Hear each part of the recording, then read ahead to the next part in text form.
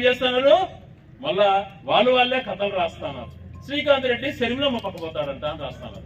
సిగ్గు ఉండాలి. మరి పిచ్చిన కొడుకలారా, మీ మాదిరి యదో పనులు చేసేటువంటి క్యారెక్టర్ కాదు. మీ ప్రజలు మద్దతు రాజకీయాలు చేసేటువంటి వాళ్ళం, చిత్తశుద్ధితో రాజకీయాలు చేసాం. ప్రజాసేవే ధ్యేయంగా నిజాయితీ శ్వాసగా బతికేటువంటి వాళ్ళం. జెండా పుట్టింది మన చేతుల పైన పుట్టినటువంటి జెండా మన నాయకుడు జగన్మోహన్ రెడ్డి. ఈ ఊపిరిన్నంత వరకు, శ్వాస ఉన్నంత వరకు మనం ఎవరితో ఉంటాం? జగన్మోహన్ రెడ్డితో ఉంటాం. కానీ ఇంకొక నీచును నికృష్టును మాట్లాడే విధంగా వీరమాదిరి రోజుకు ఒక పార్టీ మారేటువంటి గుణం పొంది కాదు. పుట్టినప్పటి నుంచి ఒకటే పార్టీలో ఉంటాం, సచ్చేంత వరకు ఒకటే పార్టీలో ఉంటాం. ఎవరు మన నాయకుడు? జగన్మోహన్ రెడ్డి.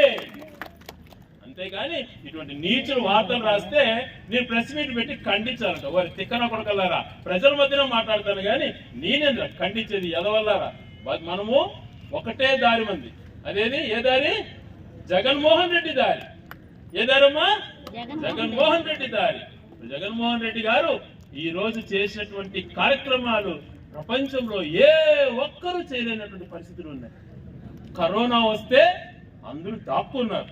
కరోనా వస్తే రాయచోట్ల కరోనా హాస్పిటల్ పెట్టించి నిద్ర ఉన్నాం. ఆడ కరోనా పేషెంట్లతో పాటు ఉన్నాం మేము, భార్య బిడ్డలను వదిలి.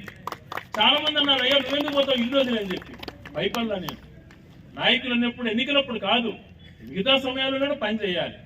ఇదే కరోనా వచ్చి అందరూ దాముకుంటే ఏ ఒక్కరు బయటకు రాని పరిస్థితుల్లో ఆనందం అందిస్తే ఏదో మా జీవితాలు బాగుపడతాయంటే సొంత 30 లక్షలు పెట్టి ఇంటింటి ఆనందం ఉంది పంపించిన. వీళ్ళంతా పలికినారు. అప్పుడు ఓట్లు అడిగేవాళ్ళు ఎక్కడున్నారు? వీళ్ళంతా ఇప్పుడు వస్తున్నారు బయలుదేరి, మాకు ఓటేయండి, అట్టేయండి, ఇట్టేయండి అని చెప్పి. ఎప్పుడు కూడా ప్రజాసేవే ధ్యాసగా, ఎన్నికలప్పుడే కాకుండా మిగిలిన సమయాలలో కూడా రాజకీయాలు చేస్తూ ప్రజాసేవే ముఖ్యంగా ప్రజలకు మేలు జరిగే విధంగా ఈ రోజు చుక్కల భూముల విషయాలలో కానీ, అసైన్మెంట్ విషయంలో కానీ, 20 సంవత్సరాలు దాటినటువంటి పట్టాల పైన రెగ్యులరైజేషన్ చేసే విషయాలలో కానీ అనేక అంశాలలో మన నాయకుడు మంచి చేస్తున్నాడు.